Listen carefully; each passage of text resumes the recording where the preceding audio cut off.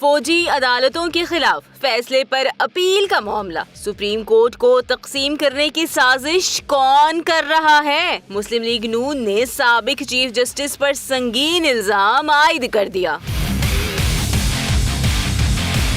مسلم league نون پنجاب کے صدر اور سابق وزیر داخلہ رانا ثناءاللہ کا کہنا ہے کہ سابق چیف جسٹس جواد ایس خواجہ ملٹری کورٹس کیس میں انٹرا کورٹ اپیلیں سننے کے لیے تشکیل بینچ پر اعتراض اٹھا کر قومی مجرموں کو ریلیف دلوانا چاہتے ہیں۔ رانا ثناءاللہ نے الزام عائد کیا کہ سویلینس کے فوجی ٹرائل کے خلاف درخواست دینے والے جسٹس جواد ایس خواجہ کا انٹرا کورٹ اپیل کے بینچ کے سربراہ پر اعتراض مذموم اقدام ہے۔ سابق چیف جسٹس اپنی پوزیشن کو استعمال کرتے ہوئے اعلیٰ عدلیہ کو تقسیم کرنا چاہتے ہیں۔ رانا ثناءاللہ نے واضح کیا کہ 9 مئی کے مجرم ملک اور قوم کے مجرم ہیں جو کسی بھی رعایت کے مستحق نہیں، ایسے ہتھ کنڈے کامیاب نہیں ہوں گے۔ اس سے قبل سابق چیف جسٹس جواد ایس خواجہ نے ملٹری کورٹس کیس میں انٹرا کورٹ اپیلیں سننے کے لیے تشکیل بینچ میں جسٹس سردار طارق مسعود کی موجودگی پر اعتراض اٹھاتے ہوئے کہا تھا کہ وہ فوجی عدالتوں سے متعلق درخواستوں پر نوٹ میں اپنی رائے دے چکے ہیں۔ ان کا اس کیس سے متعلق اپیلوں کو سننا انصاف کے